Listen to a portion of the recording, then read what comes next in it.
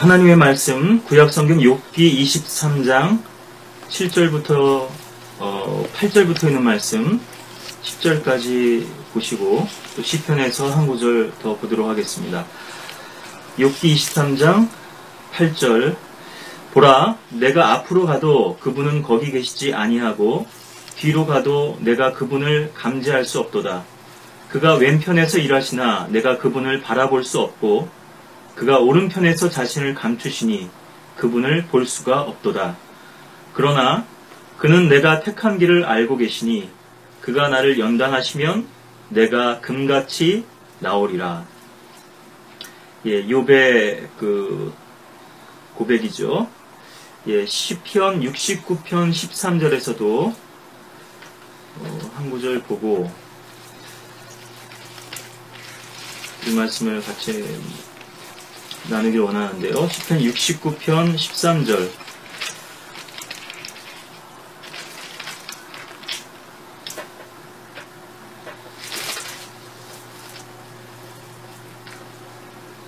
예, 5절도 한번 보겠습니다.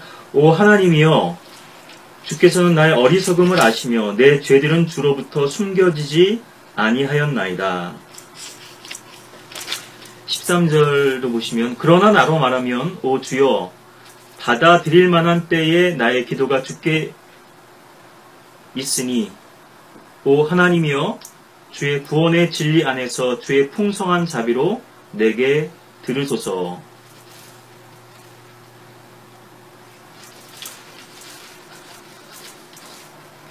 오늘은 영적 숨바꼭질이라고 하는 제목으로 이 말씀을 같이 좀 나누기를 원하는데요.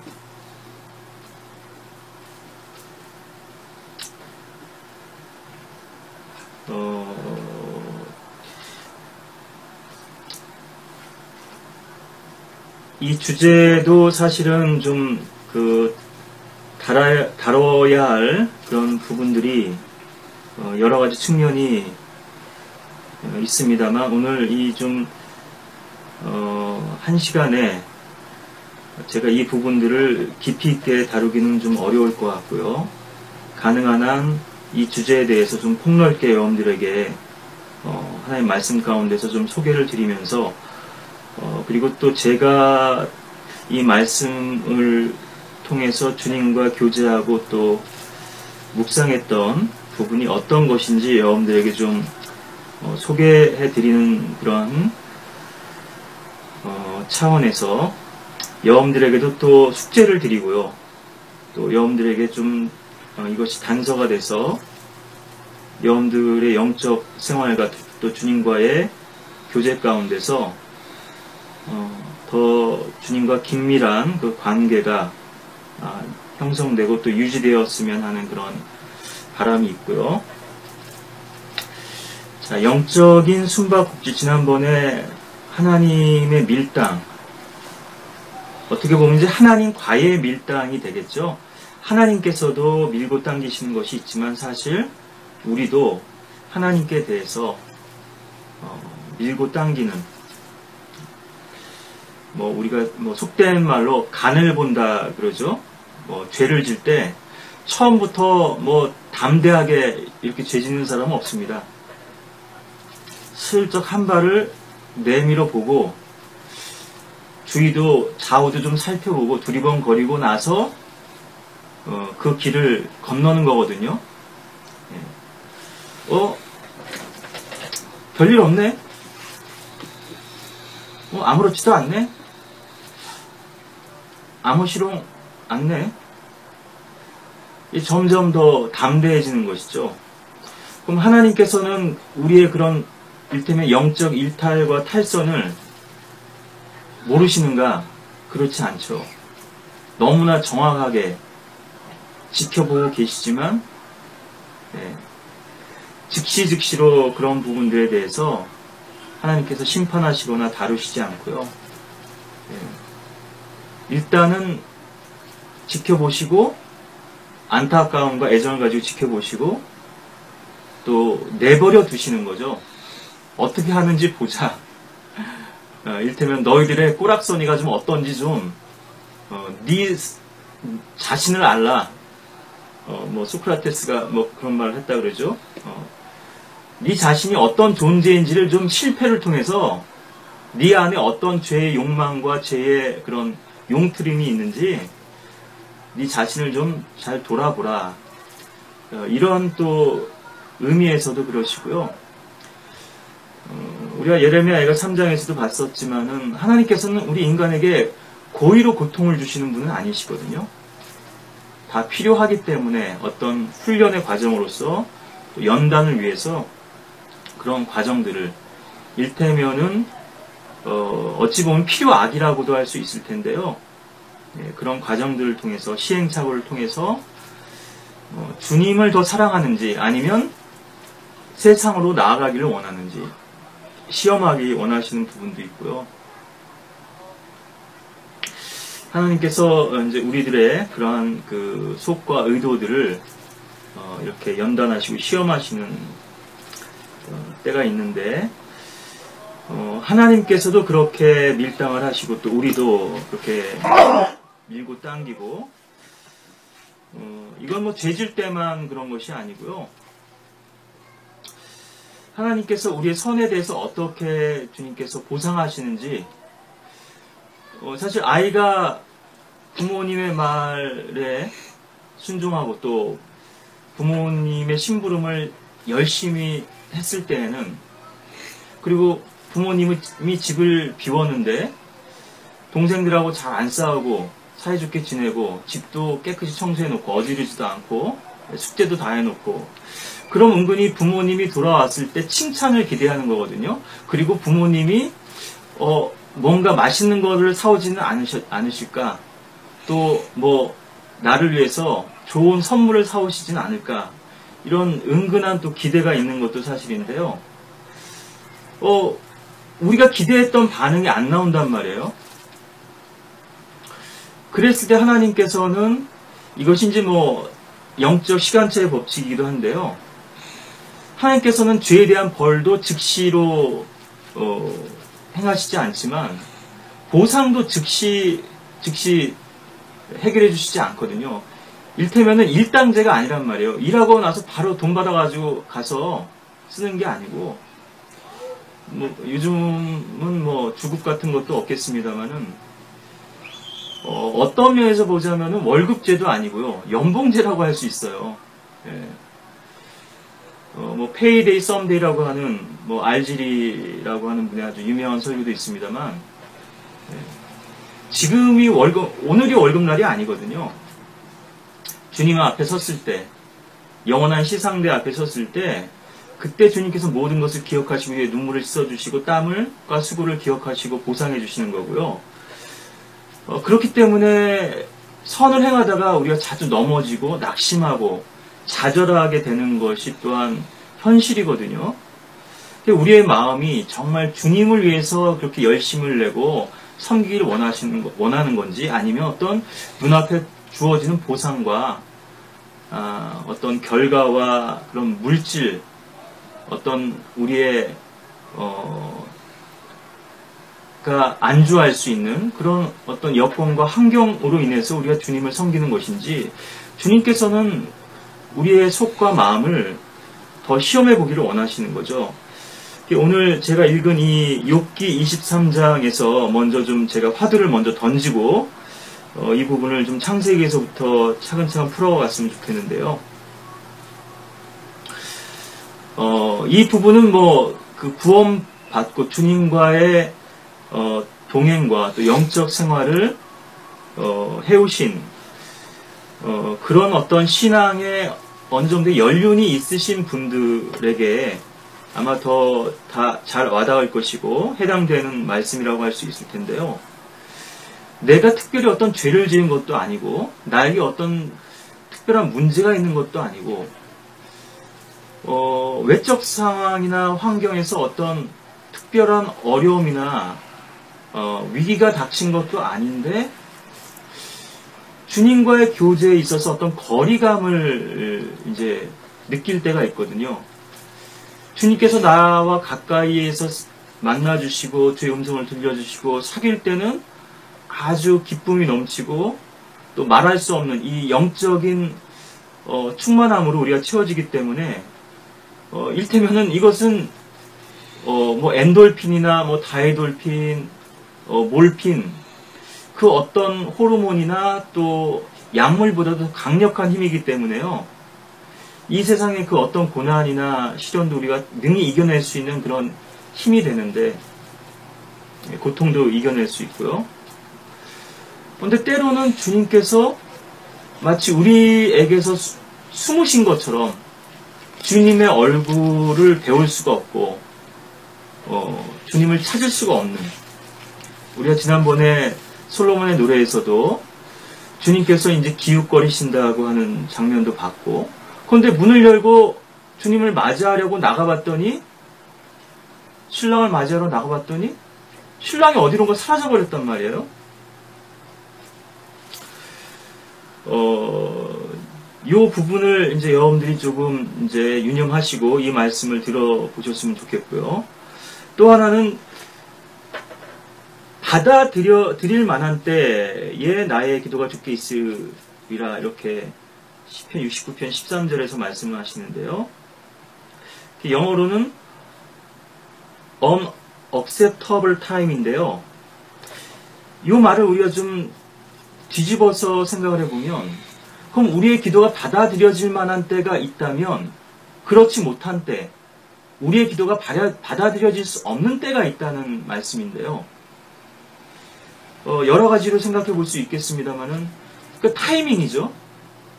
우리가 기도한다고 하나님께서 즉시로 응답하시는 것이 아니라 하나님께서 완벽한 타이밍에 역사하시기 때문에, 하나님의 때에 일하시기 때문에요. 우리가 원하는 우리의 스케줄과 우리의 계획표에 따라 일하시는 분이 아니라 주님의 이 구속사역과 복음사역과 이 말씀의 역사라고 하는, 또 성령의 역사라고 하는 커다란 흐름 가운데서, 여기엔 또 재림이라고 하는 또 그 마지막 끝이 정해져 있죠. 주님께서 일테면은 영적인 조감도죠. 위에서 내려다 보시면서 우리의 인생의 어떤 지금 한순간만이 아니라 과거와 현재와 미래의 이런 연속선상 속에서, 그리고 다른 사람들과의 관계와 또 주님의 역사라고 하는 그런 그 중심된 그런 초점 가운데서 우리에게 가장 완벽한 타이밍이 언제인지를 아시니까요. 그때 우리의 기도를 들어주신다 얘기죠. 그리고 또 이 말은 우리의 어떤 죄나 허물과 잘못으로 인해서 우리가 기도는 드리지만 주님께서 받아들여 주실 수 없는 때가 분명히 또 있다고 하는 것으로도 이해할 수가 있겠는데요. 우리 시편 32편에서 제가 한 구절 읽어드리면, 이로 인하여 6절인데요. 32편 6절. 경건한 자는 누구나 주를 만날 수 있을 때에 주께 기도하리니 진실로 큰 물들의 홍수 들일지라도 그에게 미치지 못하리이다. 주는 나의 은신처시니 주께서 고난으로부터 나를 보호하시며 구원의 노래들로 나를 부르시리이다. 셀라. 주님을 만날 수 있을 때가 있고요. 주님을 만날 수 없을 때가 있어요. 일테면은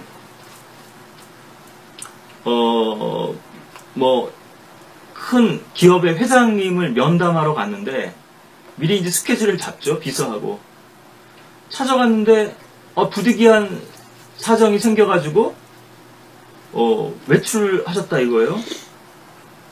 그러면 면접을 할 수 없겠죠. 만남이 성사될 수가 없겠죠. 이런 불가피한 상황도 생길 것이고, 또 일테면은 만남을 거절하는 그러한 일도 생기겠죠. 얼마 전인가요? 어떤 여당에서 김상현 의원이 전화로 다 이제 친박계죠. 친박계인데 김무성 당 대표에 대해서 아주 험한 말들을 쏟아냈는데, 그걸 또 이제 녹음을 해가지고 이것이 이제 공개되다 보니까 파장이 일어서, 이제 사과를 하러 찾아갔는데 당 대표실로 안 만나주고 다른 분으로 이제 나오더라고요. 그런 것들이 또 보도에도 나오던데요. 벌써 몇 달은 된 것 같습니다만, 하나님께서 만남을 거절하실 때가 있겠죠. 예, 우리의 죄로 인해서 그럴 수도 있고요. 예. 그렇지만 모든 것을 우리가 죄의 문제로만 연관짓게 되면요, 사실은 이게 문제가 완벽하게 풀리거나 해결되지가 않습니다. 이제 어떤 문제에 대한 해답이요. 예. 물론 대부분은 10중 8구나 90% 이상은 우리의 죄에 가까운 죄든 먼 죄든 직접적인 죄든 간접적인 죄든 우리의 죄로 인한 것이라고 저는 그렇게 봅니다만, 모든 것을 죄라고만 규정하게 되면요, 이 성도들의 신앙생활 가운데서 있는 어떤 문제들에 대해서는 답이 안 돼요. 욕 같은 경우가 대표적일 거고요. 제가 서두에도 말씀드렸다시피 내가 큰 어떤 죄나 잘못이나 문제가 없는데 왜 주님과의 교제에서 어떤 거리감이 느껴지고 주님께서 나와 더 이렇게 친밀하게 교제를 안 하시는가 하는 이런 때가 있다고 하는 그런 어떤 의문을 가질 때가 있다는 말씀을 드리는데요. 예. 이것은 주님의 어떤 특별하신 목적과 계획하에서 그런 것이기 때문에 꼭 죄와 관련된 것만은 아닙니다. 그래서 주님을 우리가 만날 수 없을 때가 분명히 존재한다는 것이죠. 그런 시간들이 있다고 하는 것이죠. 만약에 우리에게 하나님께서 고난이나 연단을 주셨다면 그때는 주님께서 좀 뒤로 물러나실 수밖에 없습니다. 이를테면 자녀가 지금 자전거 타는 법을 배운단 말이에요.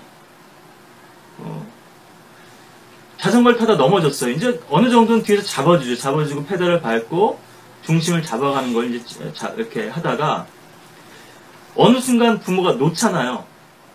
아버지가. 예. 근데 아이는 지금 아빠가 뒤에서 그 자전거를 붙들고 있다고 하는 것을 의지를 하기 때문에요, 자신감이 생겨서 막 페달을 밟고 가거든요. 신나게. 예. 근데 어느 순간 아버지는 그 자전거를 놓은 겁니다. 예. 왜냐면 아이가 그래야 혼자 자전거를 탈 수가 있기 때문에. 그러다가 아이가 중심을 잃고 쓰러졌어요. 넘어져서 무릎이 깨지고 피가 났어요. 예. 왜 아빠가 자전거를 붙잡아준다고 해놓고는 왜 계속 안 잡아주었냐. 예. 물론 아빠는 넘어질 만한 그런 위기의 순간에 그 직전에 그것을 붙잡아줄 수도 있죠. 계속 따라가다가요. 그런데 어떤 경우는 넘어지도록 그냥 내버려 둘 때도 있습니다. 넘어져 보고 아파봐야. 그런데 어떤 아이는 그때 막 울고 불고 하는 아이도 있지만 그 자전거를 타는 스릴을, 아빠 그 손을 놨을 때 난 아빠가 잡아주는 줄 알았는데 나 혼자 탄 거구나, 이게 내 힘으로 탄 거구나, 그걸 알았을 때 그 스릴을 맛본 아이는 툭툭 털고 일어나거든요. 예, 어느 정도 이제 좀 큰 거죠, 그 아이는. 그렇게 해서 주님께서 좀 뒤로 물러나 계실 때가 있는데요. 우리가 성경에서 이런 예들도, 또 구체적인 예들도 찾아볼 수 있습니다만, 그러한 어떤 그 의문에서, 그런 어떤 주님과의 교제 가운데서, 과연 이러한 상황은, 이러한, 주님과의 관계에서는 내가 어떻게 주님과 교제해야 되고, 어떻게 주님의 뜻을 구하고, 또 주님께 나아가야 할 것인가 하는, 이것이 이제 하나의 제가 가졌던 그 궁금증이었던 것이고요. 또 이런 것을 여러분들과 좀 나누면서 이 말씀을 좀 같이 살펴봤으면 하는데, 이 숨바꼭질은 가장 오래된 그런 놀이라고 할 수 있겠죠. 예. 우리 그 창세기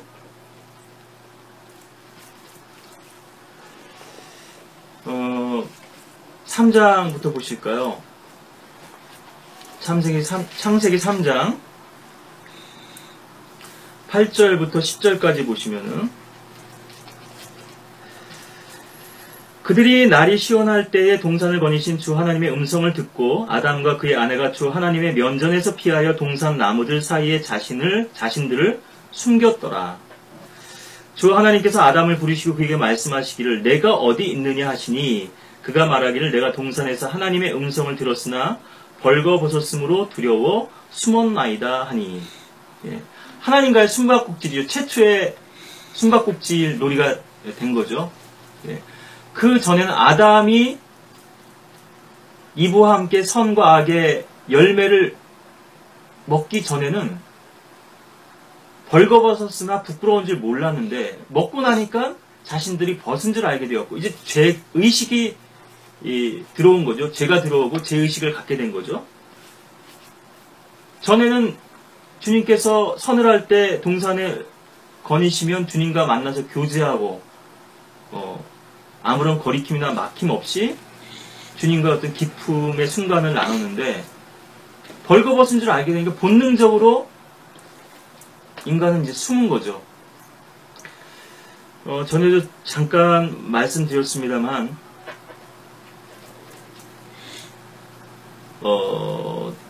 이 아이들이 숨잖아요. 또 숨바꼭질 할 때 어린 아이들은 자기 눈을 가려버립니다. 나 찾아봐라 그러거든요. 자기 눈에 안 보이면 다른 사람 눈에도 안 보인다고 생각하는 거죠. 예. 숨으면 숨을 수 있다고 이렇게 생각하는 건데요. 이건 뭐 범죄자들이라든가 또 범죄의 어떤 그 범죄 수사의 어떤 기본적인 기법이기도 하고 범죄 심리이기도 한데요. 인간의 어떤 그런 본성이나 본능이나 이런 심리들을 알게 되면은 인간들의 많은 행동들을 추적할 수 있고 또 이해할 수가 있죠. 왜 그런 행동을 보이는지. 예. 근데 범죄 현장으로 다시 돌아오잖아요, 꼭. 그래서 범죄 현장을 지키고 있다가 또 그런 단서들을 포착하기도 하는데요. 네, 잠복하고 있다가. 그리고 꼭 범죄자들은 집으로 도망을 간다든가, 자기 친구네 집으로 도망가든가, 아니면 자기 누나네 집으로 간다든가, 애인의 집으로 간다든가. 그러니까는, 요런 몇 군데만 딱, 그 길목을 지키고 있으면, 거기서 크게 벗어나지 않거든요. 물론 이제 본인만의 아지트가 있는 아주 지능적인 범죄자도 있겠습니다만은, 피할 곳을 찾는 건데요. 자기가 의지할 곳을 찾고요. 인간이 죄를 지었을 때 보이는 행동이 이제 세 가지 양상으로 나타난다고 말씀을 드렸는데, 하나는 숨는 것이고요. 이것이 이제 아담과 이브가 보였던 행동이고, 두 번째 카인이 보이는 행동은 무엇이냐면 도주입니다. 도피예요. 도피자가 된 것이죠. 예, 이게 4장 13절 14절에 나와 있는데요. 창세기. 카인이 주께 말씀드리기 내 벌이 내가 감당하기에 너무 크니이다. 보소서 주께서 오늘 지면으로부터 나를 쫓아내시오니 내가 주의 낯으로부터 감추어지리이다. 그리하여 내가 땅에서 도피자와 유랑자가 되리니 나를 만나는 자마다 나를 죽이리이다 하니.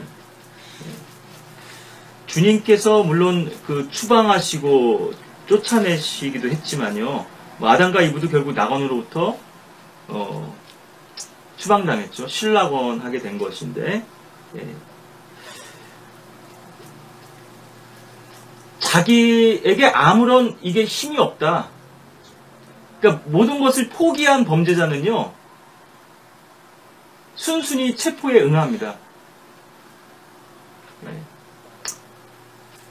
다 침념해버리고요. 이제 어쩔 도리가 없구나. 처음에 이것을 어떻게든지 숨겨보려고 한단 말이에요. 감춰보려고 하고. 그러다 이것이 발각됐으면 그나마 좀 죄의 정도가 덜한 그런 죄인들은 순순히 체포를 당합니다. 내가 지은 죄를 이제 내가 받아야 된다는 것을 아는 거죠. 그런데 여기서 조금 더 진전된 죄인들의 형태를 보면은 도망가거든요.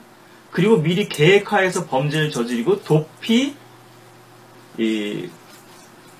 어떤 루트를 미리 준비를 해놓죠.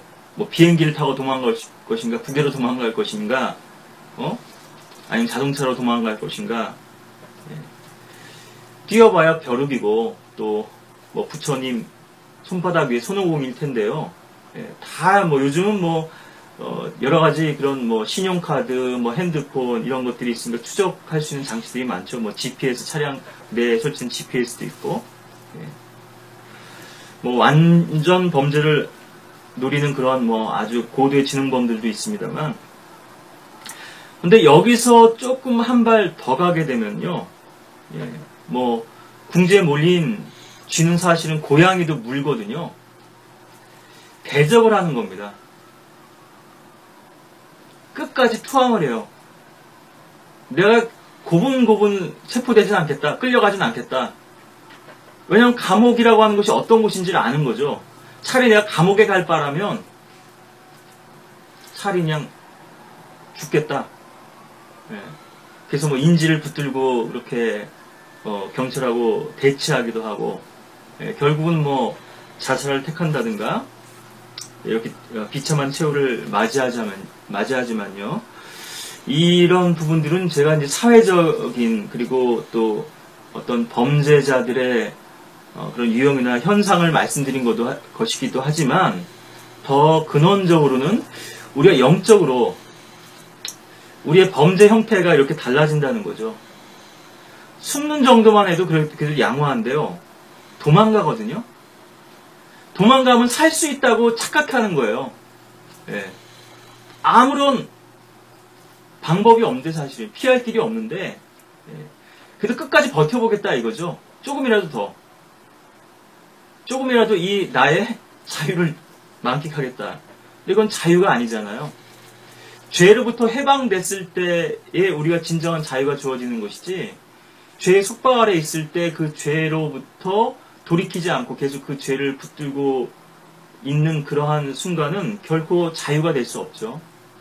그리고 하나님께 대들고 대적하고 따지고 논쟁을 벌이는 거죠. 응?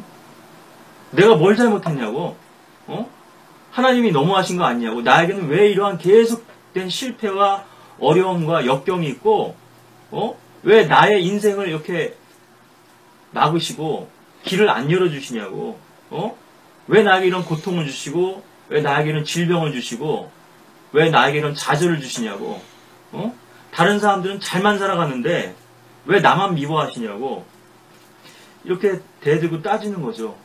자신이 주님께로부터 얼마나 멀어져 있고 아버지로부터 얼마나 지금 반항하는 아들이 되고 폐역한 아들이 되고 아버지 뜻에서부터 지금 멀어져 있는지를 전혀 모르는 거죠.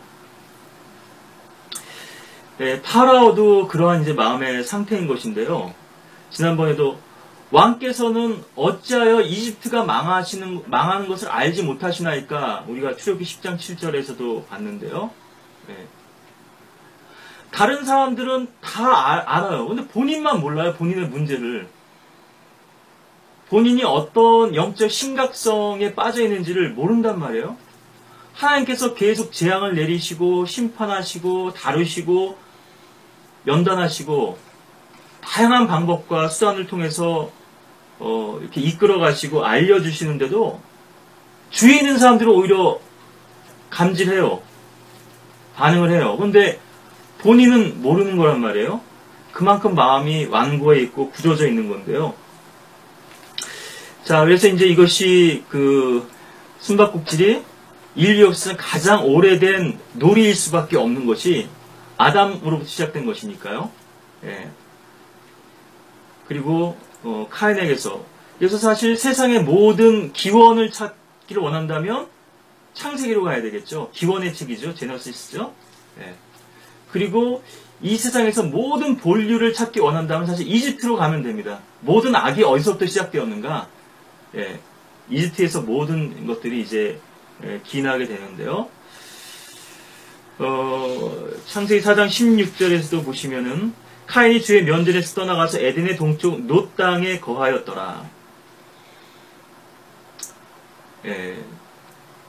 주의 면전이라고 하는 이 부분을 봤을 때는 에덴이죠, 에덴. 네.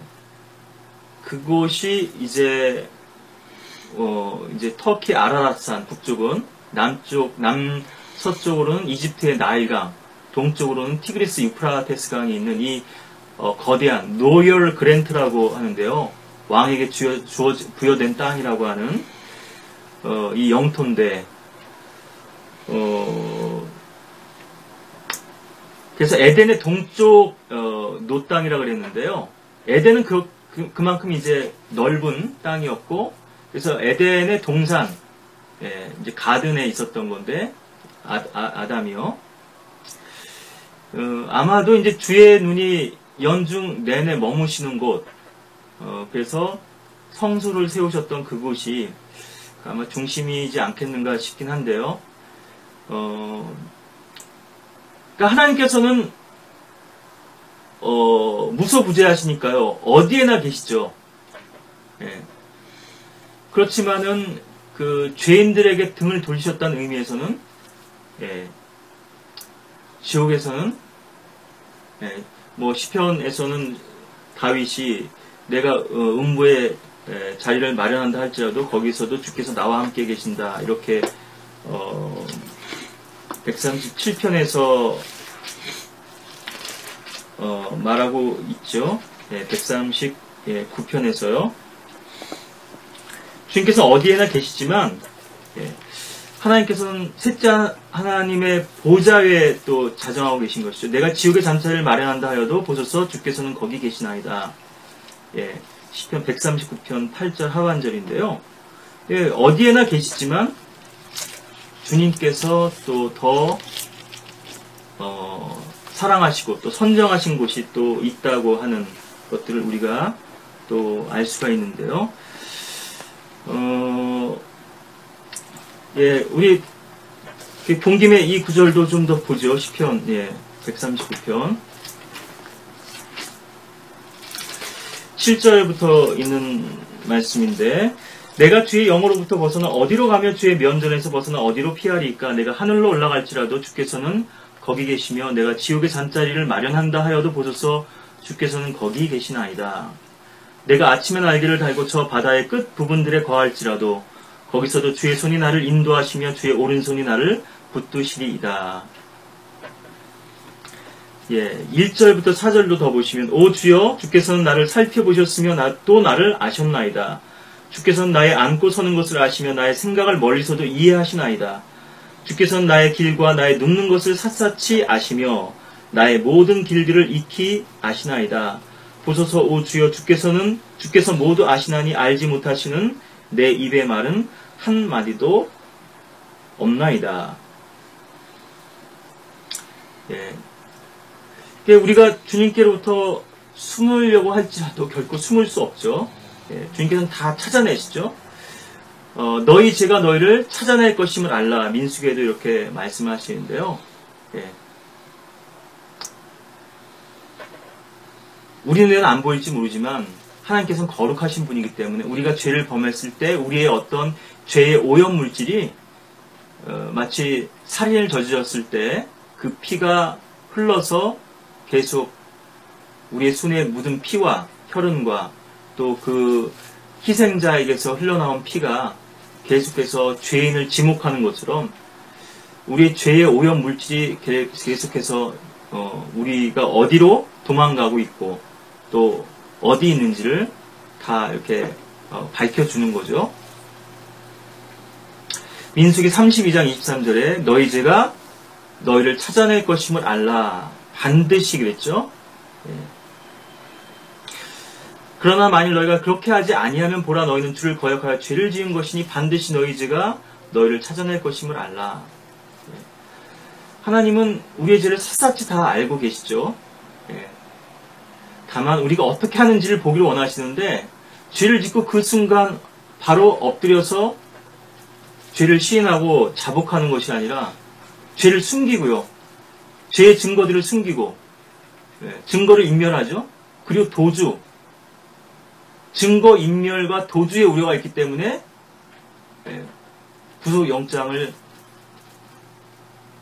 허락하는 거죠. 법원에서.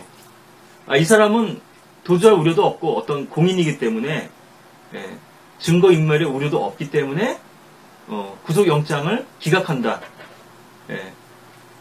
여기서 구속 상태에서 그 재판받는 사람이 있고 불구속 상태에서 재판받는 경우가 있죠. 우리 아칸의 경우도 보면은 그 물건을 장막 밑에 숨겨두죠.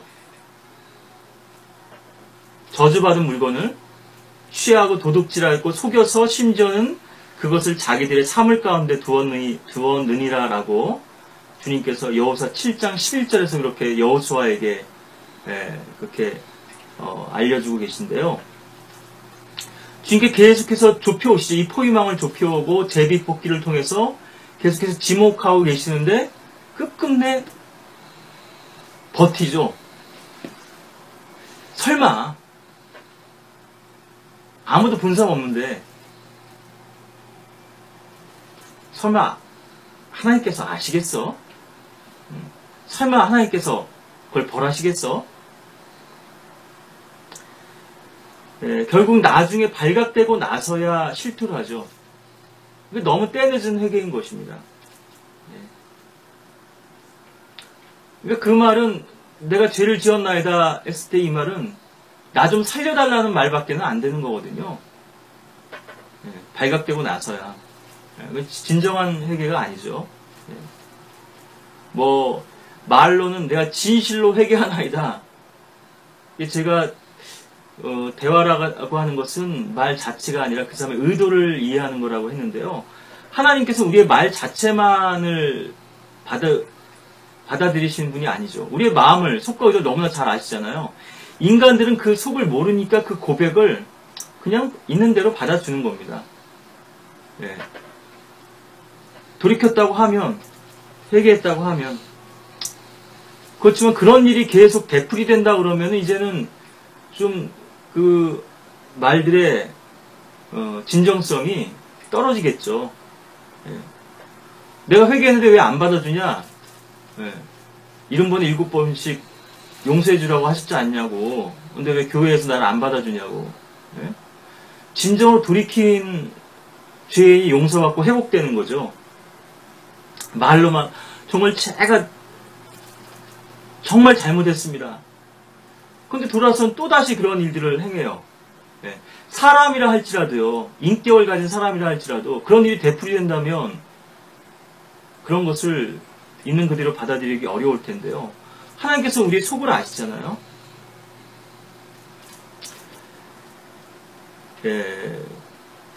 우리 욥기에서 우리 주님께서 어떤 분이신지를 좀 우리가 몇 구절 살펴보시면은 욥기 34장 21절 22절에 보면 그분의 눈이 사람의 길들 위에 있나니 그분은 사람의 모든 걸음들을 보시는도다.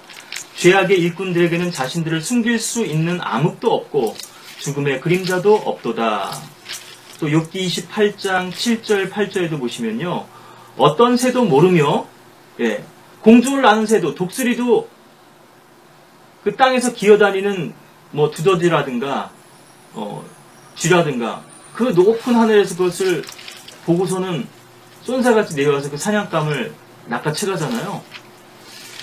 근데 어떤 새도 모르며 독수리의 눈도 보지 못한 길이 거기에 있으니 사자의 새끼들도 그 길을 밟지 못하였고 사나운 사자도 그 길로 지나가지 못하였느니라. 또 욥기 28장 10절 11절에도 보시면 그분은 바위 사이에서 강들을 파시며 그의 눈은 모든 보물을 보시는도다. 감춰져 있고 숨겨져 있는 숨겨진 보물들을 주님께서는 다 아시는 거죠. 사람들은 땅을 파봐야지만 그 속에 무슨 보석이 있는지 금이 있는지 석탄이 있는지 알 수 있을 텐데요. 주님께서는 다 아시죠? 그분은 큰 물이 넘치지 못하게 붙들어 매시며 감춰진 것을 빛으로 가져오시는도다.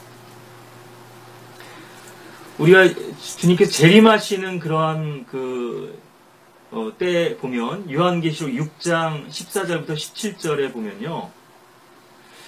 이것이 또 여호수아서에도 그 왕들이 굴로 들어가서 숨죠. 그 숨은 것을 알고선 입구를 막아뒀다가 나중에 이제 전쟁을 끝내고 와서 여호수아가 그 왕들을 목을 밟고 또 죽이는 것을 우리가 또 보게 되는데요. 이것이 재림 상황이죠. 교리적으로는 예언적으로는 재림과 관련되어 있죠. 여호수아서의 이런 전쟁이요. 요한계시록 6장 14절부터 17절에 보시면은 하늘은 두루마리 같이 말려서 쓸려가고 모든 산과 섬도 각기 제자리에서 옮겨졌으니 천지개벽이 일어난 거잖아요. 대재앙이 지금 일어난 것인데요. 그때 얼마나 불안에 떨고 공포에 떨면 인간들이 숨을 곳을 찾는데요. 땅의 왕들과 위대한 자들과 부자들과 대장들과 힘 있는 자들과 모든 종과 모든 자유인이 각자 토굴과 산들의 바위 틈에 숨어서 산들과 바위들에게 말하기를 우리 위에 떨어져서 보좌에 앉으신 분의 얼굴과 어린 양의 진노에서 우리를 숨기라. 이는 그분의 진노의 큰 날이 임하였으니 누가 감히 설 수 있으리요 하더라. 제발 산아 나를 가려달라고, 바위야 나를 좀 감춰달라고. 예. 그러한 하나님의 전무후무한 극심한 대환란이 찾아올 텐데요. 이 세상의 악인들에게. 그런데도 그런 가운데서도 이를 악물고 회개하지 않는 인간들의 그런 악한 모습들을 우리가 요한계시록에서도 한 두 구절에서 이제 드러난, 이렇게 밝히고 있는 것을 보게 되는데요. 끝끝내 회개를 안 하는 것입니다. 우리 하나님을 저주하고 모독하고, 그 고통 속에서도요. 이 인간의 타락한 본성이 얼마나 악한지 하는 것을 알 수 있는데, 그런 때가 오기 전에 지금 빛 가운데 나와서 예수 그리스도 보혈로 씻음받고 회개하면 주님 안에서의 구원과 보장이 있을 텐데요. 이 구원의 때에 기뻐 받아들여질 만한 때에 오늘이라고 하는 날에 주님의 초청을 거부하고 인간들이 이처럼 나중에 가서야 절박해지면 주님께 애원하게 될 텐데요. 그때는 회개의 기회를 얻을 수가 없습니다. 이미 늦었어요. 악함과 마찬가지로요. 이처럼 인간들이 아무리 숨고 감추고 또 죄의 흔적들을 증거들을 인멸한다 할지라도 하나님 다 찾아내시죠. 요즘 과학수사 기법이 발전돼가지고 뭐 DNA라든가 피를 물로 씻었죠. 예, 그런데도 흔적이 남아 있잖아요. 예, 뭐 성폭행범 이런 사람들은 어떤 뭐 정해이라든가 뭐 채무라든가 이런 것들을 통해서 다 밝혀내죠. 타액이라든가. 예. 자기 자신은 이제 끝났다고 해결됐다고 생각했을지 모르지만요. 뭐 최근에 지금 5년여 전에 있었던 그 집단 성폭행 사건이 중학생들을 뭐 고등학생들이 한 22명이 성폭행한 사건이 그 어떤 수사관의 장기적인 이 수사 덕분으로 인해서 그 피의자들이 밝혀지고 또 피해자들이 그것을 또 진술해서 처음에는 그것이 두려워가지고 말을 못했는데요. 예. 우리 아버지가 조폭이니까 너 신고하면 뭐 죽을 줄 알아라든가. 예. 또 너무나 부끄러웠겠죠. 그런 사건을 겪고 나서요. 얼마나 놀랐겠어요. 그런 것들이 밝혀져서 지금 다시 법의 심판을 받고 또 법정에 세워져서 뭐 그 중에는 뭐 지켜보고 있던 친구들도 있었을 거고 적극 가담한 친구도 있었을 거고요. 남들이 하니까 자기도 거기에 또 끼어든 친구들도 있었을 텐데 죄는 반드시 처벌받는다는 거죠. 예. 아주 집념의 수사관인데 하나님께서도 마찬가지. 어떠한 죄라 할지라도 다 찾아내신다 이거죠. 우리는 지나가서 이제 끝났다 생각할지 모르지만요. 나중에 아주 결정적인 타이밍에 하나님께서 그것들을 꼼짝 못하게 우리를 만드시고 그것들을 죄를 다루실 때가 있거든요. 그렇기 때문에 우리는 잊어버렸을지만 하나님께서 잊지 않고 계시고요. 심은 대로 거두는 법칙. 죄는 반드시 그 대가가 따른다고 하는 것. 이건 영적인 면에서도 우리가 늘 기억해야 할 부분인데요. 그래서 성도들에게 있어서 주님과의 교제와 관계 회복을 위해서 반드시 자백하고 죄를 실토하고 그래야만 살 수 있는 거죠. 지금 상한 음식을 먹었는데 그걸 토설해야지 토해내야지만 살 수 있거든요. 독이 든 음식을 먹었어요. 위석책을 하잖아요. 그리고 중화를 시키고. 근데 계속 그것을 붙들고 있으면 그 죄와 함께 우리는 멸망할 수밖에 없는 것이죠. 주님의 심판을 받을 수밖에 없는 것이죠. 반면에 이렇게 죄인들이 있음어도 하나님께서는 다 찾아낼 수 있지만 반면 하나님께 자신을 숨기신다면 인간은 결코 하나님을 찾을 수 없다는 것이죠. 자신의 죄악과 교만 속에서 사는 어리석은 인간들은 하나님이 안 계신다고 생각합니다. 그리고 하나님 부정하죠. 아까 어린아이들이 눈 가리고 나 찾아봐 하는 것처럼요. 자기 눈에 안 보이면 하나님도 안 계신다고 생각하는 거예요. 그리고 하나님 조롱하죠. 악인은 자기 얼굴의 교만으로 인하여 하나님을 찾지 않으리니 그의 모든 생각에는 하나님이 없나이다. 그의 생각 속에는 하나님이 존재하지 않아요. 예. 하나님이 고려의 대상이 아니고 전혀 계산에 넣지 않습니다. 그러니까 그렇게 악하게 행하는 거죠. 그가 자기 마음에 말하기를, 이게 시편 4절이었고요. 11절에도 보시면 그가 자기 마음에 말하기를 하나님께서 잊으셨고 그의 얼굴을 숨기시나니 결코 그것을 보지 아니하시리라 하였나이다. 어리석은 자가 자기 마음에 말하기를 하나님은 없다 하였도다. 시편 14편 1절이죠. 그들은 부패하고 가증한 일들을 행하였으니 선을 행하는 자가 아무도 없도다.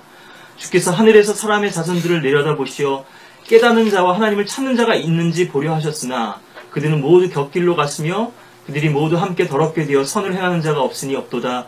한 사람도 없도다. 예, 3절까지 봤는데 시편 53편 1절부터 3절에도 동일한 말씀이 있죠.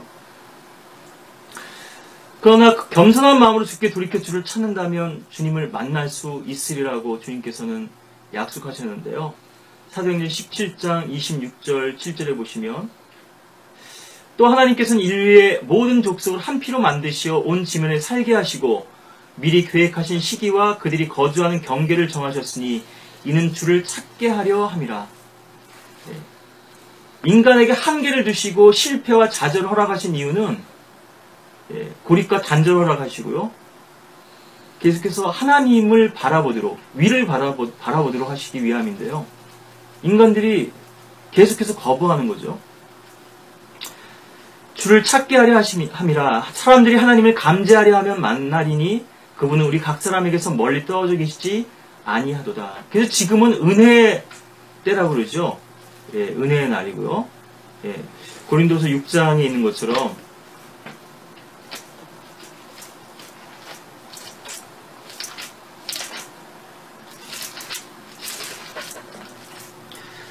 말씀하시기를 기뻐 받아들여진 때에 내가 내 말을 들었고 구원의 날에 너를 도왔도다 하였으니 보라 지금이 기뻐 받아들여진 때요 보라 지금이 구원의 날이라. 예. 오직 오늘이라고 하는 이 은혜의 날을 헛되게 하지 말라고 지금 촉구하시면서 우리를 죄인들을 주께로 돌이키라고 초청하고 계신데요. 악인은 자기의 길을 불의한 자 자기의 생각을 버리고 주께로 돌이키라. 그럼 넘치도록 풍성하게 용서해 주실 것이라고 이렇게 말씀하시고 초청하고 계시는데 이 주님의 펼쳐진 초청의 손길이 언제까지나 허락되는 건 아니죠. 방주의 문이 닫히고 홍수가 쏟아지고 그 홍수로 인해서 많은 사람들이 멸망당하였던 것처럼요. 언젠가 이제 이 교회 시대, 은혜 시대가 끝나고 대환란의 경륜으로 들어설 때가 이제 있게 될 텐데요. 하나님의 자녀들은 다 들림받고 휴거되고 소기령을 내리고 이제 이 지상에 있는 악인들을 벌하시고 주의 전쟁을 일으키실 주의 두렵고도 무서우신 전쟁의 날이 시작될 때가 이제 올 텐데요. 오 구주 이스라엘의 하나님이여 진실로 저는 스스로 숨기시는 하나님이시니이다. 예. 이사야서 45장 15절에 이렇게 주님께서는 자신을 숨기시는 분이시라고 그렇게 밝혀놓고 있는데요. 그럼 하나님께서는 어떠할 때 자신을 숨기시는가 하는 거죠. 예. 오늘은 이제 성경 구절들을 좀 제가 많이 이렇게 찾아서 여러분들에게 이렇게 소개를 드리는데요. 이사야서 59장 1, 2절에 보시면 보라 주의 손이 짧아서 구원하지 못하심도 아니요 그의 귀가 둔하여 듣지 못하심도 아니라 오직 너희 죄악들이 너희와 너희 하나님 사이를 나누었고 너희 죄들이 그의 얼굴을 너희로부터 가렸기에 그가 듣지 아니하심이라. 예, 죄로 인해서 주님께서 숨으실 수 있죠. 또 주님과 우리 사이가 단절될 수 있고요. 예. 우리 신명기 31장 17절 18절에도 그들을 버리고 또 분노가 일어나서 주님 얼굴을 감추신다는 내용이 나와 있는데요. 여러분들이 이 구절도 또 개인적으로, 개별적으로 이렇게 또 참조하시기를 바라겠고요. 네. 뭐 이런 구절들은 뭐 성경에 많이 있습니다만, 우리 죄로 인해서 주님께서 우리로부터 숨으실 때가 있고요.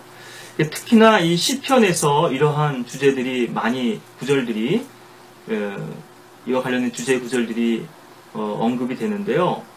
시편 102편 1, 2절을 제가 읽어드리면, 오 주여 내 기도를 들으시며 나의 부르짖음이 주께 이르게 하소서. 왜 이 기도가 상담 안 되냐 얘기죠. 네. 주님께 이르지 못하는가?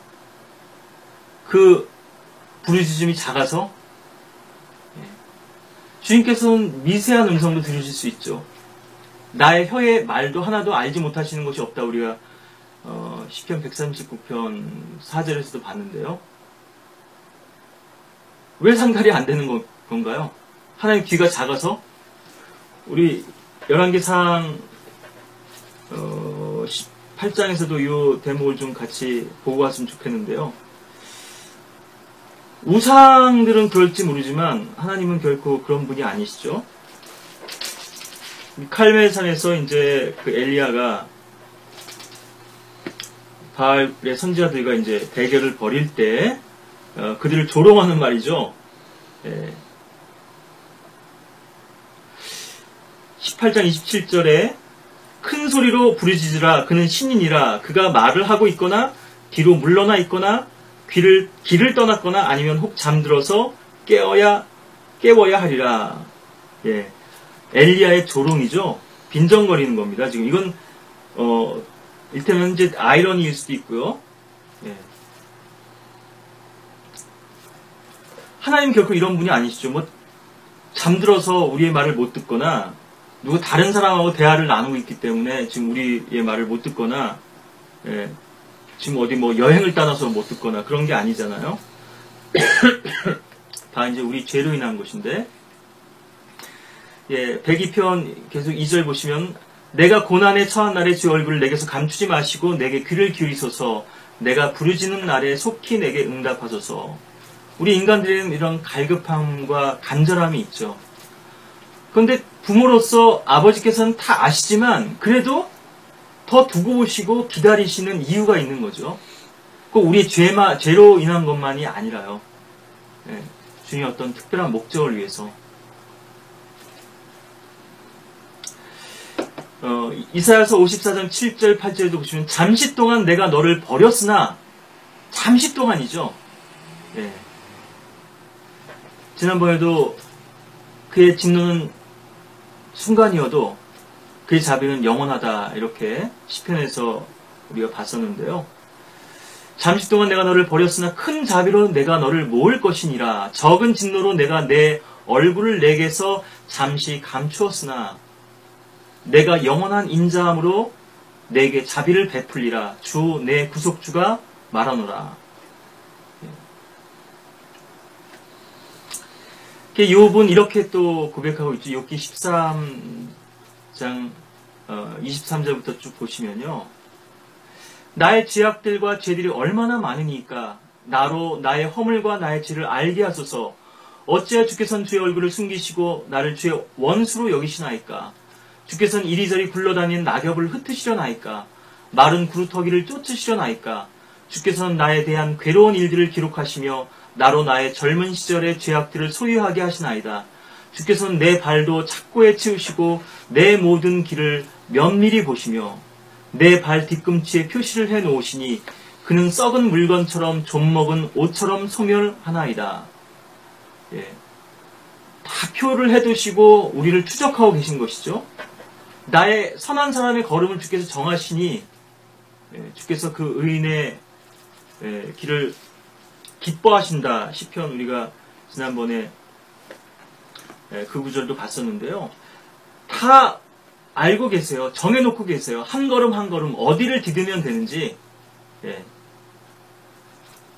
우리가 주님의 인도하심을 따른다면요, 실패 없이 그 주님께서 정하신 대로 지뢰밭이란 말이에요.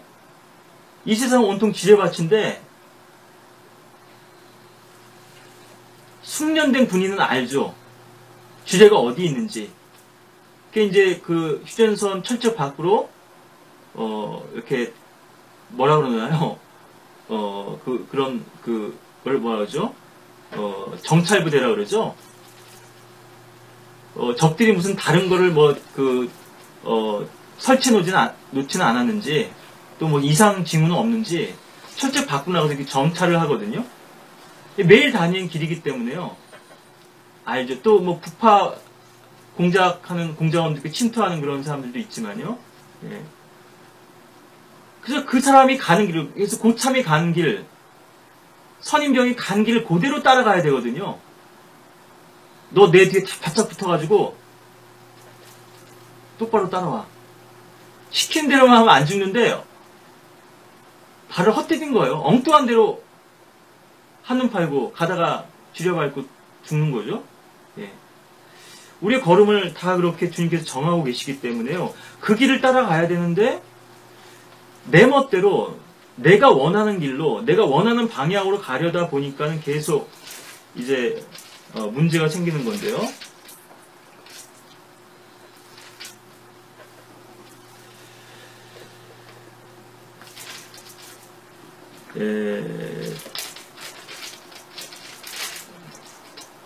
맨날 보면서도 이 구절들이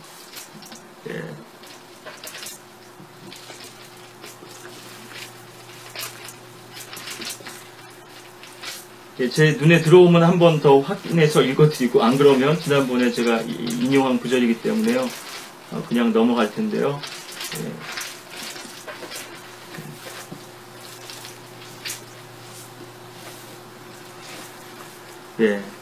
주님께서 정하신 그 길대로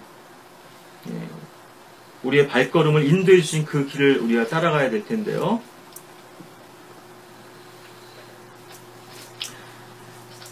우리가 매번 그렇게 또 실패를 하죠. 자주 넘어지고 실패하는 이유가 우리 길을 제멋대로 가려고 하기 때문에, 그렇죠. 시편 37편이네요. 23절에 선한 사람의 걸음은 주께서 정하시니 오더라고 이렇게 말씀하셨는데요. 뭐 좀 문자적인 의미로 받아들이자면 주님께서 명령하신 거잖아요. 명령하신 대로 그 걸음을 따라가야 되고, 우리가 일테면은 그 커피숍 같은 데 가도 주문을 할 때도 오더라는 말을 쓰는데요. 오더를 내고 그대로 받는 거죠. 주님께서 우리에게 오더를 주신 겁니다. 이렇게 하라고, 그 걸음대로 따라오라고 하는데 제멋대로 구는 거죠. 주께서 그의 길을 기뻐하시느니라. 의인의 길은 주의 길이기 때문에 주님의 기쁨이 될 수밖에 없죠. 그의 길과 주님의 길이 하나가 되어 있으니까요. 시편 13편 1, 2절에도 주의 얼굴을 숨기시는 것이 나오고요.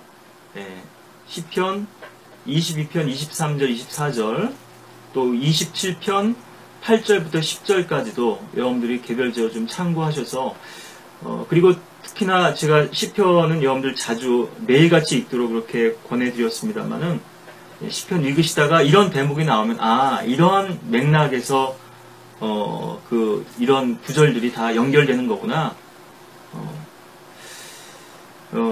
시편 27편 8절만 잠깐 보시면, 주께서 말씀하시길 너희는 내 얼굴을 찾으라 하셨을 때에 내 마음이 주께 말씀드리길, 주여 내가 주의 얼굴을 찾으리이다 하였나이다.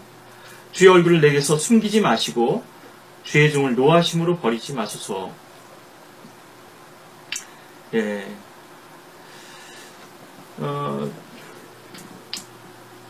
그래서 이렇게 주님께 부르짖으면 주님께서 우리를 만나주시고 또 우리의 문제를 해결해 주시고 우리를 고쳐주시는 거죠. 시편 30편 2절에 보시면, 오 주 나의 하나님이여 내가 주께 부르짖었더니 주께서 나를 고쳐주셨나이다. 성경에는 좀 독특한 표현들이 나오는데요. 기도도 물론 이제 영어식 표현하고 우리식 표현의 차이일 수도 있겠습니다만은, 영어에서도 내게 들으셨다는 표현이 있고요. unto me, hear unto me. 근데 hear me라는 또 표현이 있거든요. 나를 들으셨나이다.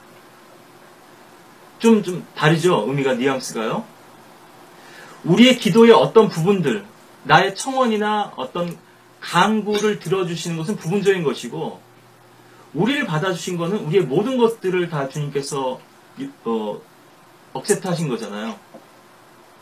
우린 자꾸 우리의 어떤 일부를 주님께서 받아주시도록 하는데, 우리 안에 어떤 해결되지 않은 문제나 영적인 어떤 질병이 있을 때 주님께서 우리를 받아주실 수 없죠. 그래서 나를 고쳐주셨고 나를 들이셨다. 이 말은 주님과의 관계가 온전히 회복된 것이죠. 예. 주님과 나 사이에 있었던 죄의 문제라든가 어떤 영적인 문제들이 완전히 치유됐기 때문에 주님께서 나의 간구와 기도를 기쁨으로 들어주실 수 있는, 오늘 이 주제가 또 기도와도 관련이 있겠습니다만은 여러분들이 시편에서 이러한 주제들에 대해서 한번 좀 읽으실 때 묵상을 해보시고요. 시편 30편 7절에도 보시면 30편 5, 6절에 아까 말씀드렸던 밤새도록 울음이 지속될지라도 아침이면 기쁨이 오리라는 말씀도 있죠. 7절에 주여 주께서 주의 은총으로 내 산을 굳게 서게 하셨으나 주께서 주의 얼굴을 숨기셨으므로 내가 번민하였나이다. 우리에게 이런 번민의 때가 있는 거죠. 시편 69편 17절부터 20절에도 보시고, 또 시편 89편 14절부터 17절, 또 89편 46절도 이 주님께서 사실 숨기신다는 건 사실 진노와도 많이 관련이 있는데요. 그렇지만 오늘 우리의 주제에서는 꼭 죄로만 연관 지어서 이 주제를 한정하지 않고 죄와 관련 없이도 또 별개로 주님께서 우리에게서 숨기실 때가 있다는 것도 또 여러분들이 강조를 드리는데요. 또 시편 104편 27절부터 29절, 또 시편 143편 7절부터 9절. 그리고 또 주님께서 우리에게 찾으라고 명령하시는 때가 또 있죠. 이사야서 8장 17절 18절만 보시면은 나는 야곱의 집으로부터 자기 얼굴을 숨기시는 주를 기다리며, 주님께서 얼굴을 숨기셨어요. 이스라엘로부터요. 그를 찾으리라. 보라, 나와 주께서 내게 주신 자녀들이 시온산에 거하시는 만군의 주로부터 이스라엘의 표적들과 이적들이 되느니라. 또 에스겔서 39장 28절 29절에도 관련된 구절이 있고요. 이사야서 57장 16절부터 18절에도 이처럼 또 주님께 숨기시고 진노하셨으나 다시 우리를 치유하고 회복시켜 주신 또 이런 내용이 나오는데요.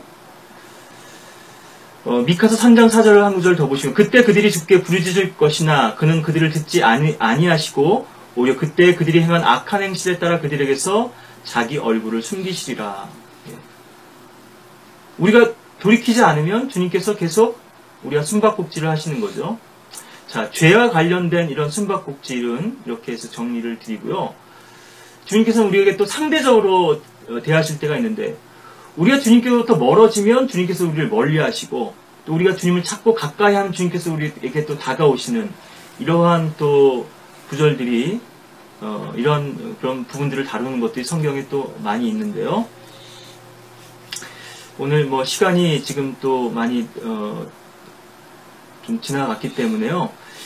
이 모든 주제를 우리가 다 자세히 볼 수는 없을 것 같고요. 그러한 부분들이 있다는 것, 뭐 신약에도 있습니다만, 교만한 자는 멀리 하시고 겸손한 자는 가까이 하신다. 역대기상 28장 9절에 보시면은 만일 내가 그분을 찾으면 그가 너를 만나실 것이나 만일 내가 그분을 버리면 그가 너를 영원히 버리시리라. 너희가 주를 버리면 주께서 너를 버리실 것이다. 이것은 계속해서 열왕기, 역대기에서 반복해서 강조되고 있는 그러한 또 주님의 메시지죠. 주님을 찾고 주님을 구하라. 역대기의 15장 4절에도 보시면 주께서 그러나 고난에 처한 그들이 이스라엘 주 하나님께로 돌이켜 그분을 찾으니 그분께서 그들을 만나 주셨느니라. 이 주제는 이 정도로 해서 보고요. 특히 시편 42편 그 수사스미 시냇물을 갈망하는 부분. 하나님은 어디 계시냐? 너희 하나님이. 요 시편 42편도 그렇고 45편에도 또 이런 같은 구절이 반복되죠. 너는 하나님을 바라라. 내 얼굴을 강건케 하시는 분이요 나의 하나님이신 그분을 내가 여전히 찬양하리라. 오 내 언어 어찌하여 내가 낙담하느냐. 어찌하여 내가 내 안에서 불안해하느냐. 예, 42편 40, 또 3편 5절, 45편 11절 이런 구절들도 여러분들이 기억해 두시고요. 또 얼굴을 감추었다는 표현도 있지만 얼굴 빛을 우리에게 비춰주소서 하는 이런 주의 얼굴빛, thy countenance 이런 또 표현들이 나오는데요.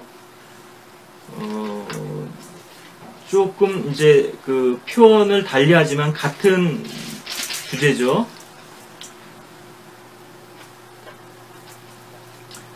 The light of thy countenance 이렇게 되어 있는데 주의 얼굴빛 이렇게 요런 구절들도 시편에 많이 나와 있는데요. 얼굴빛, 주의 얼굴빛, 주의 낯을 돌이키셨다. 이 주제도 이런 구절들도요. 이런 주제와 관련해서 여러분들이 좀 기억해 두시고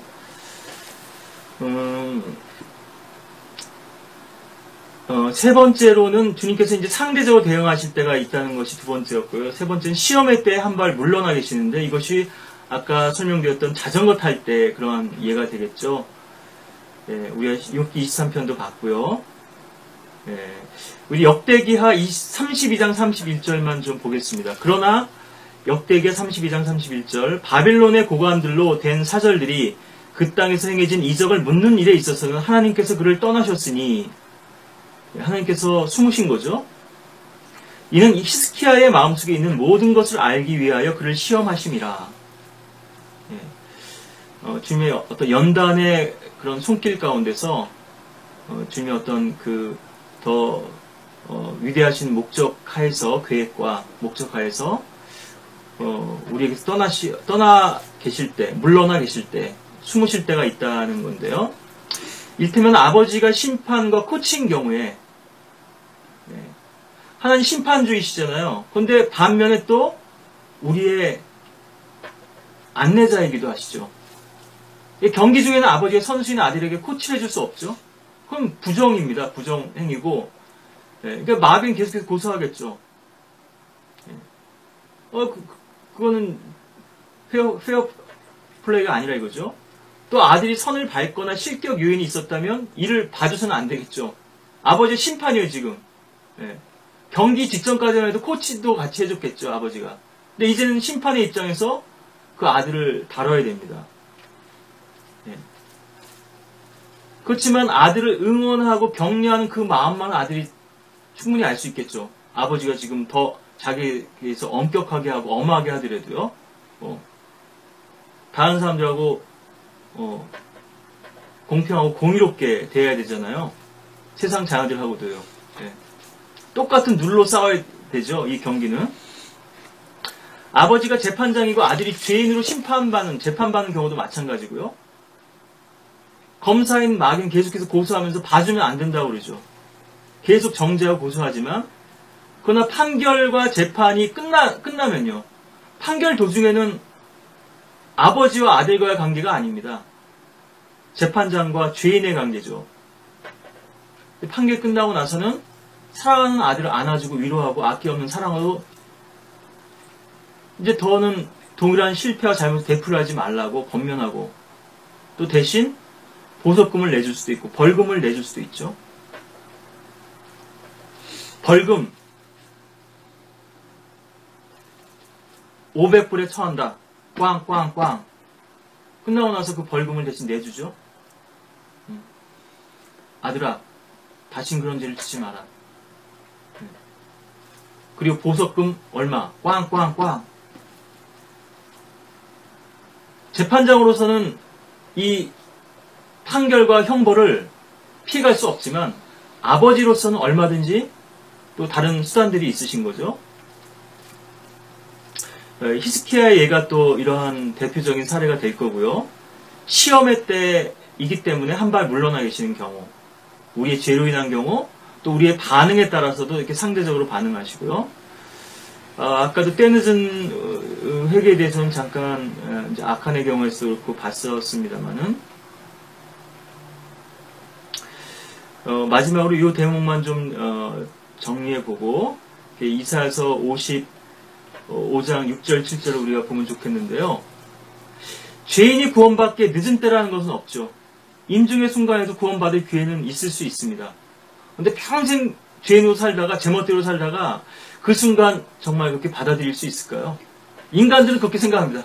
아이, 나중에 죽기 직전에 믿으면 되는 거 아니에요? 구원이 그렇게 쉬우면, 간단하면, 그럼 나중에 죽기 직전에 믿으면 되겠네요. 근데 죄에는 가속이 있어서요. 죄의 중력 가속도가 있기 때문에 너무나 쏜살같이 지나가고요. 멈추려고 해도 멈출 수가 없습니다. 그리고 그 순간이 기하 함수 곡선에 따라서 너무나 순식간에 빠르게 지나가기 때문에요. 죽기 직전에 어떤 기회를 갖고자 해도 가질 수가 없죠. 이제 좀 돌이켜야지, 회개해야지. 이미 늦은 겁니다. 이미 버스는 떠나버리고요. 그의 인생은 이미 끝나버리고 회개의 순간을 기회를 얻지 못하는 거죠. 물론 환난과 연관이 있겠습니다만 에서가 통곡하면서 아버지요, 아버지에게는 한 가지 복밖에 없나이다. 눈물로 구했죠. 축복을요. 히브리서 12장에 나와 있는 것처럼요. 그 구절은 좀 우리가 보는 게 좋겠네요.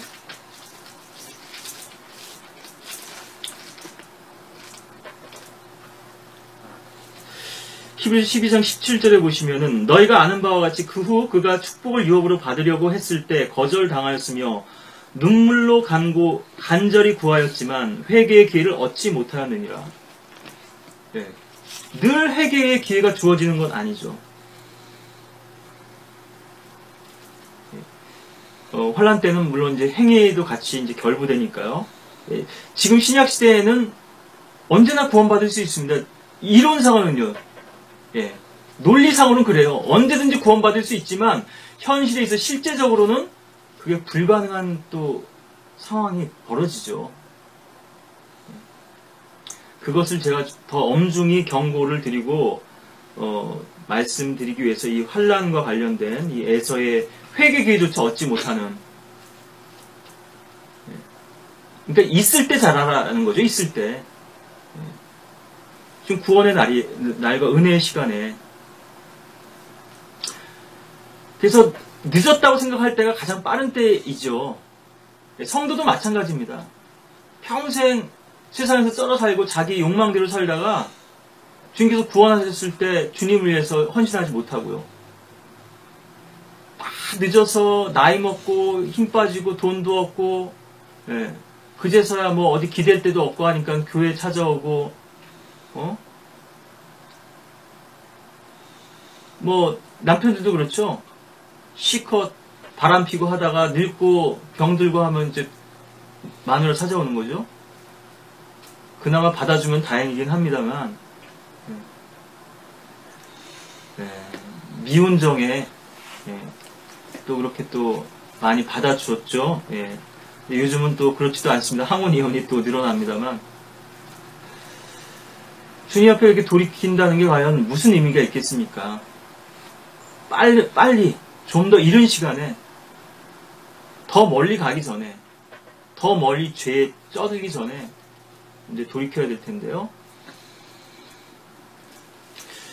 우리가 구원에 있어서는 뭐 늦은 때란 게 없을 수 있지만 이론상으로는 그것도 또 문제가 되고, 반면에 하나님께서 우리를 지상에서 어떤 사역을 부르시고요, 상급과 어떤 영적인 일들과 관련된 부분에 있어서는 분명한 때가 정해져 있습니다. 그래서 그때가 지나버리면 이제 더 이상 주님 섬길 기회를 상실해버린 거죠. 더 이상 쌓을 수 없죠. 주님을 위해서. 이런 부분들을 우리가 경각심을 가지고 또 생각해야 될 것이고요. 특히나 잠언 1장 24절부터 29절에서 이러한 부분들이 잘 나와 있는데요. 내가 불렀으나 너희가 거역하였고 내가 손을 내밀었으나 아무도 개의치 아니하였으므로 오히려 나의 모든 조언을 무시하였고 나의 책망을 받아들이지 아니하였으므로 나도 너희가 재앙을 당할 때 비웃을 것이요 너희에게 두려움이 임할 때 조롱하리니 이는 너희의 두려움이 멸망같이 이르고 너희의 재앙이 회오리 바람처럼 닥칠 때요. 이게 다 지금 예언적으로는 재림 상황이죠. 회오리 바람도 그렇고요. 고난과 고통이 너희에게 임할 때라. 그때에 그들이 나를 부를 것이나 내가 대답하지 아니하겠고 그들이 일찍 나를 찾을 것이나 나를 만나지 못하리니 이는 그들이 지식을 싫어하며 주를 두려워하기를 원치 아니하였습니다. 그래서 이 타이밍이라고 하는 건 참 중요합니다. 전도서 3장 1절에도 나와 있지만요. 모든 목적에는 시기와 때가 있는 것인데요. 우리 이사야서 55장 6절 7절 마지막으로 우리 이 구절 보면서 이 말씀을 좀 정리하기를 원하는데요. 오늘 좀 많은 구절들을 여러분들에게 소개해드렸고 또 읽어드리면서 그 기본적인 흐름과 맥락만을 제가 짚어드리고 되도록 이제 제 말을 이제 많이 하지는 않았습니다만 보라 6절부터요. 그를 찾을 만한 때 여기도 나오죠. 찾을 만한 때 만날 만한 때 받아들여질 만한 때 그를 찾을 만한 때에 너희는 주를 구하며 그가 가까이 계실 때 그를 부르라. 악인은 자기 길을 불의한 사람은 자기 생각들을 버리고 주께로 돌아오게 하라. 그리하면 주께서 그에게 자비를 베푸시리라. 우리 하나님께로 돌아오게 하라. 그가 넘치게 용서하실 것임이라. 여기서는 이제 죄인들을 향한 초대고요. 돌아오게 하라. 그리고 사역자들에 대한 초대이기도 하죠. 불용자들, 말씀의 사역자들, 중보자들에게 이렇게 또 촉구하고 계신 건데요. 돌아오라. 내가 너희를 용서하고 품어주겠다. 자비를 베풀겠다. 주님께서 지금 가까이 서서 촉구하고 계시는 거죠. 문 밖에서 두드리고 계시죠. 계시록 3장도 한 번 더 볼까요?